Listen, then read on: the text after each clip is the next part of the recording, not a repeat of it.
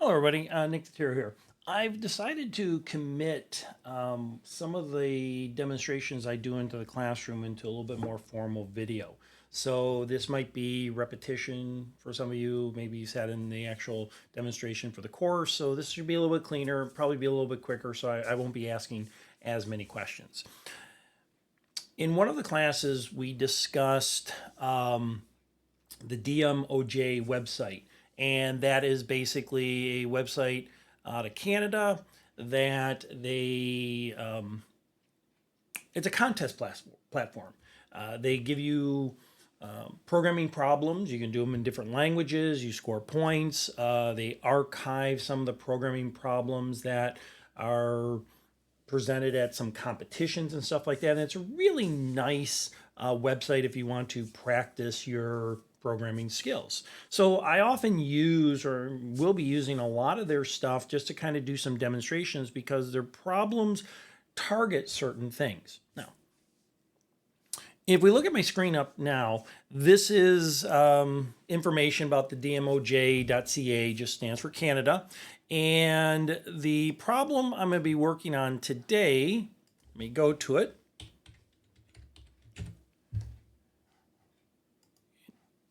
Some of you might recognize it from class or discussion in class, but basically let's go through this one and let me break it down and kind of put it onto a video here. Let me read this to you a little bit. It's kind of a silly start here at the Concerned Citizens Commons. We have noted that the telemarketers like to use 7-digit phone numbers with the last 4 digits that have 3 properties. Looking just at the last 4 digits, these properties are: first digit of the last 4 is an 8 or 9. The last digit of the 4 is an 8 or 9. And the second and third digit is, or those middle digits are the same. And the logic behind it is if the phone number, last part of the phone number, the last 4 digits, meet all these criterias, we can just ignore it. It is a telemarketer. Now, I'm going to expand upon this. I'm not so much concerned about submitting for grade on this, but I want to expand upon it. So we're going to do a lot of little things that this particular problem doesn't require us to do. All right. Let's take a look at my Replit, and we're going to use Python in this demonstration.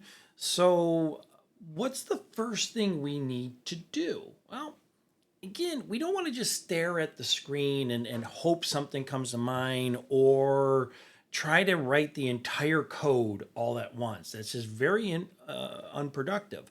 So we take it in small manageable parts. The first thing we want to do is we just want to capture that phone number. Now, we're not going to follow the DMOJ model exactly. I want to capture an entire phone number.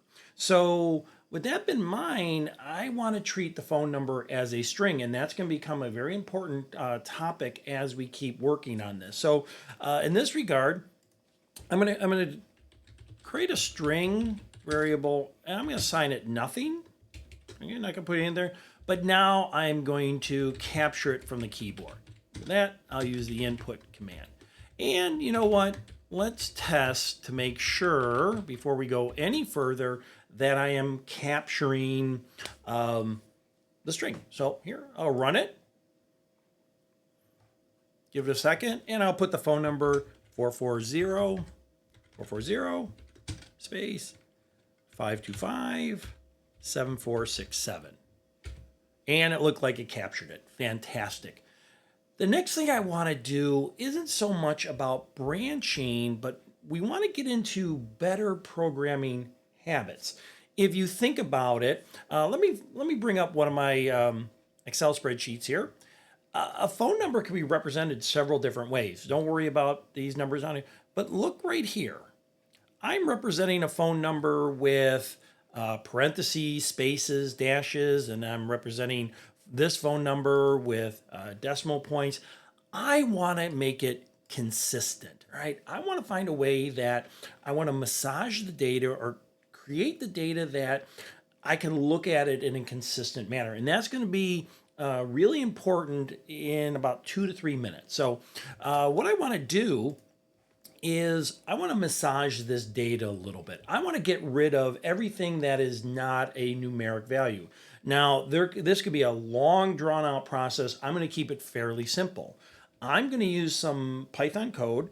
I'm going to say phone number is going to be equal to phone number, but I'm going to replace a space with nothing, right? And here I will just test it. And let's run this code. And I'll intentionally put a space in there. I'll put open paren 440, close paren, space 525, 7467. Now, if I run it, you can see that I'm still capturing it. So I don't need this print statement anymore. It was nice to have. But you can see that it eliminated the space. Now, for time constraint, I want to eliminate open paren, close paren, periods, dashes, you name it. Again, to make it a consistent value.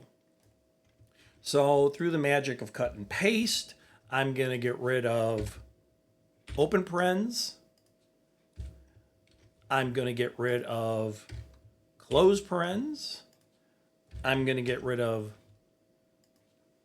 dashes, and I'm even going to get rid of periods. Now, phone numbers are tricky beasts. Sometimes we do have alphabetic characters in there. That's at a different time. So now let's run this again, and let's put the number 440 space 525 dash 7467, and let's see what we'll get. Perfect. That's what we're looking for. If I run it one more time, maybe some people write their phone number 440 period 525 period 7467. So we have a consistent value there. And now, why is that so important? Because it makes it easier for us to work with it down the road. Now, let's go back to the question at hand.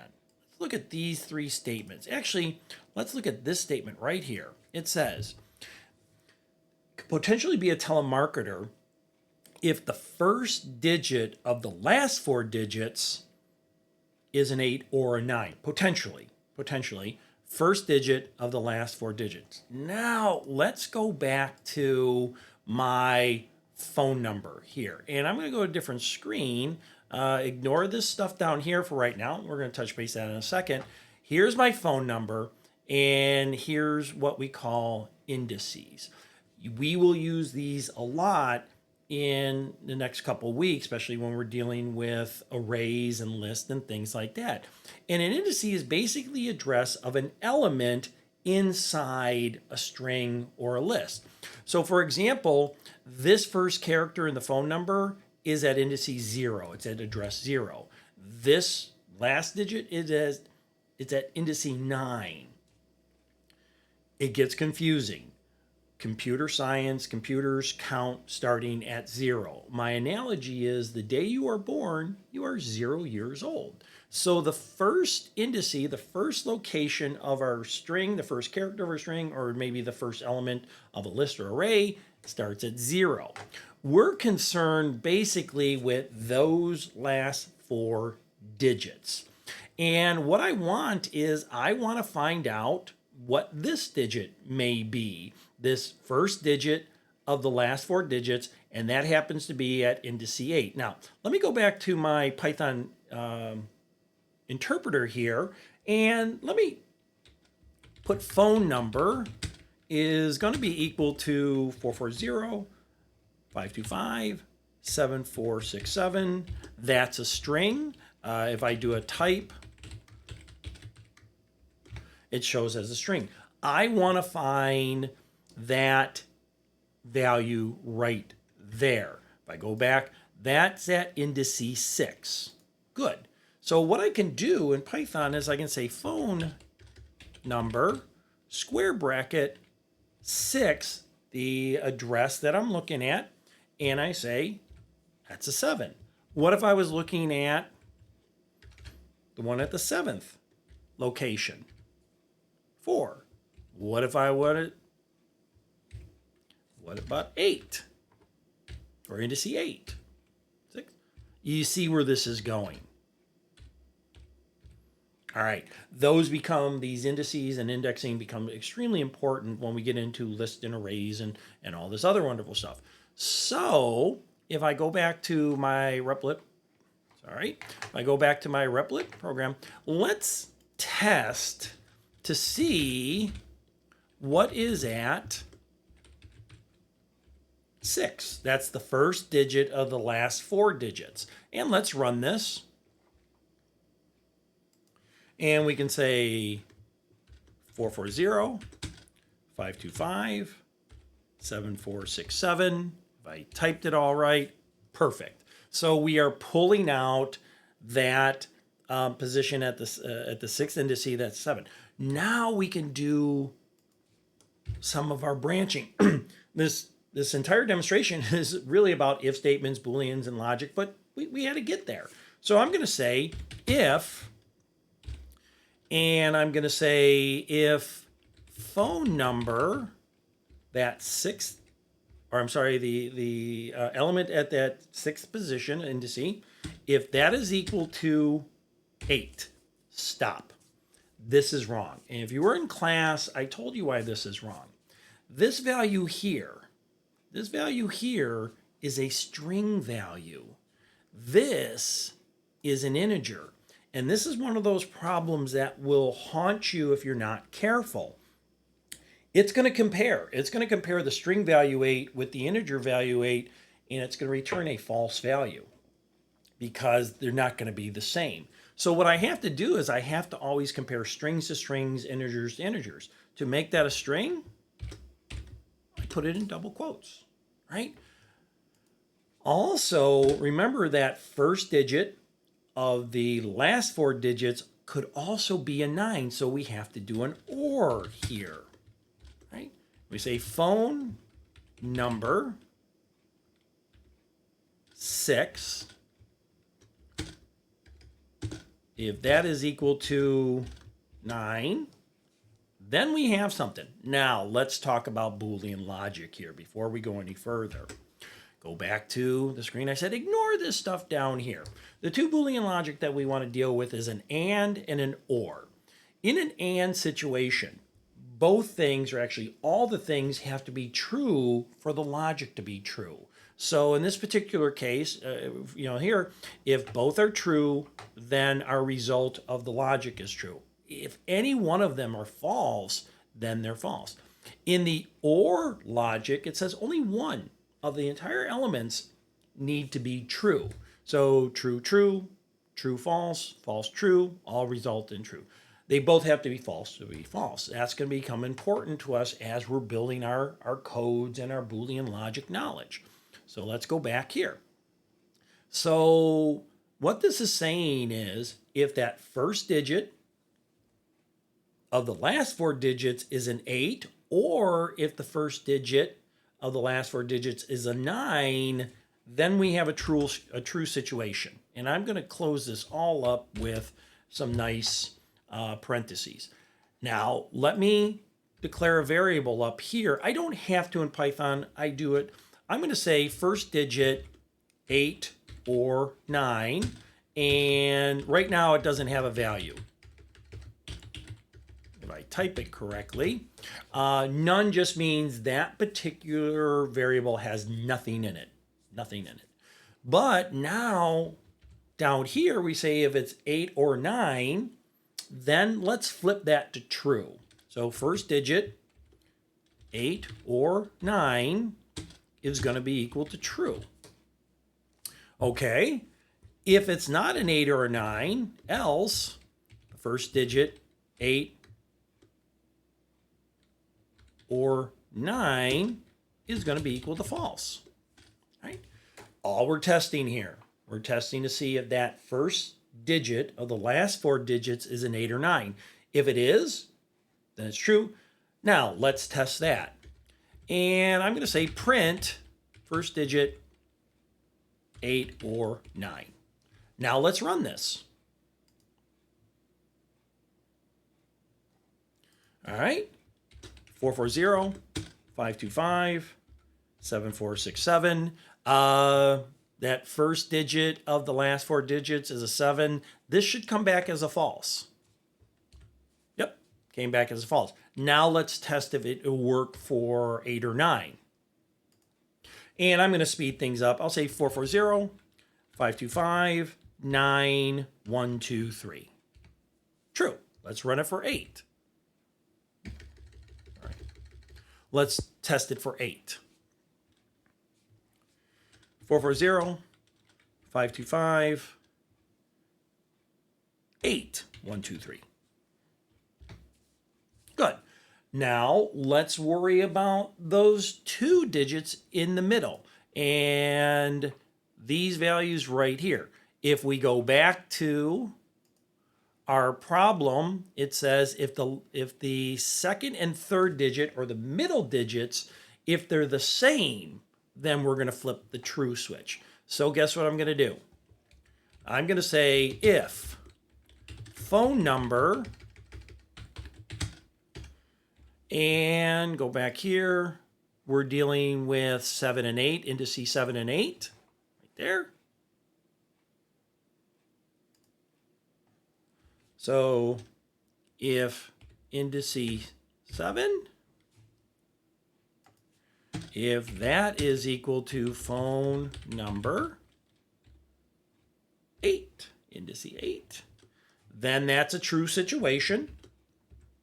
And here we're going to go up here. We're going to do another variable. We'll say middle same is equal to none. But down here, we're going to say MD same is true. So if the 7th position, the 7th indice and the 8th indice, going back to here, if these two, that's where the 7 or 8, if they're the same, then we're going to flag it as true. And guess what? If they're not the same, we're going to flag them as false. Let's test our code. All right, 440, 525, 7467. We should get a false for that first digit, and we should get a false for the middle 2 digits. They're not the same. So we should see 2 falses. Oh, I didn't print it. So let's print it.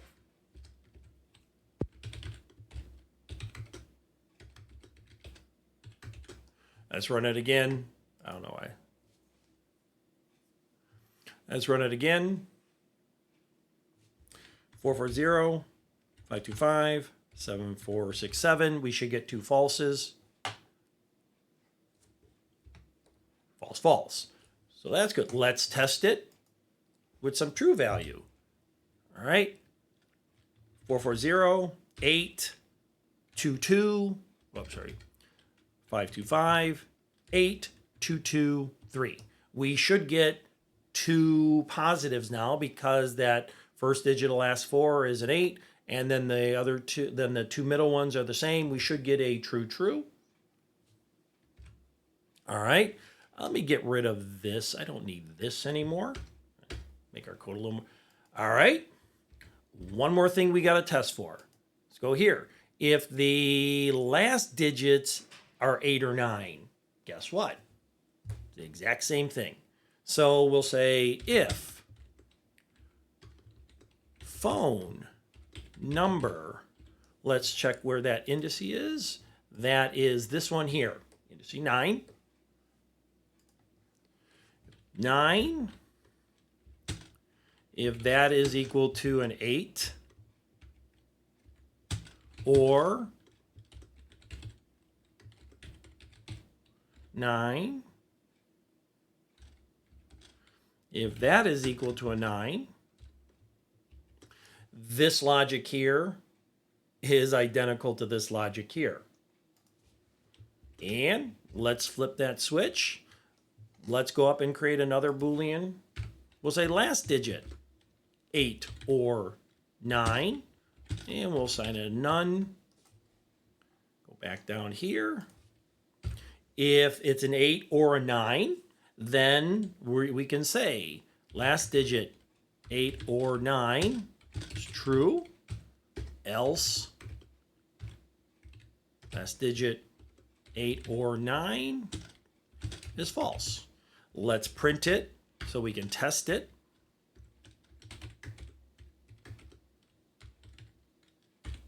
And let's run it. 440, 525, 7467. That should be false across the board.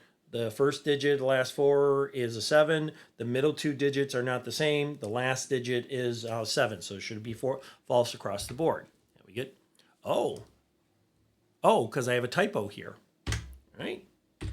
One of the problems with Python, I love Python. One of the problems with Python is I declared a variable actually in the statement. So let me run this again. 440, 525, 7467, false across the board. Let's test it. How about 525, I'm sorry, 440, 525, 9224. That should be 2 positives and a false. 2 positive and a false. Let's run it one more time with 440, 525, 9228. That should be positives across the board. First digit is a 8 or a 9. The middle 2 digits are the same. The last digit is an 8 or a 9. And we're true across the board. We haven't even solved the problem yet. Remember the initial problem was, is this a telemarketer or not? Well, now let's solve the problem. And we're going to use all those Boolean variables to figure out if this is a telemarketer or not. So I'm going to say, if the first digit, 8 or 9, I don't have to tell it if that's true. I don't have to do that. All I have to do is say that. And, here's our and statement, and if the middle digits are the same, and the last digit is 8 or 9, then we have a telemarketer. And we say print telemarketer. Ignore. And if any one of those is false, remember, all 3 of those have to be true. All 3 of those, because I'm using ands here. All 3 of those, this has to be true, that has to be true, and that has to be true for it to be a telemarketer. If it's any one of those is false, then it's an unknown. We don't know if it's telemarketer. We can say pick up. So let's run it. Let's give our values 440, 525, 7467. It's not a telemarketer because the first digit is not an 8 or 9. The middle 2 digits aren't the same. And the last digit. So this should come back as unknown. Pick it up. See, that's my office phone number. Let's run it. And we'll say 440, 525, 8224. That is not a telemarketer either because the first digit is an 8. That's okay. The middle 2 digits are the same. That's okay. But that last one is not. So this should be two trues and a false. Should have to pick it up. Let's give it some real data now. Let's see if we can test for that telemarketer. And you know what? 440, 525, dash 9228. First digit's an 8 or 9. That's good. Middle 2 digits are the same. That's good. Last digit is 8 or 9. That's good. So every one of those situations was true. Therefore, this is an indication that this is a telemarketer. Yep. True, true, true, true. And telemarketer, ignore.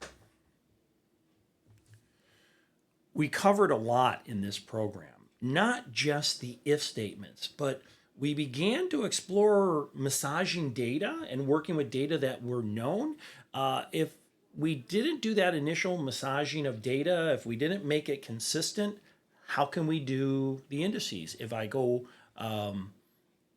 if I look back at the indices, sometimes it was at one place versus the other. So one of the first things we did was we cleaned up our data. We massaged it so it was always consistent. I know this drives people crazy. We were comparing apples to apples and oranges to oranges. Then we began to scratch the surfaces on indices and indexing, which becomes an important process, especially with arrays and lists and some other things we do. And then we really explored Boolean logic. We created Boolean variables and we were flipping them true or false. We started with none. We were testing the whole time. Now, if I was to just sit down at a blank screen and type this all out, that would be a challenge. I did it in small, manageable pieces. So as you're coding, don't worry about this so much.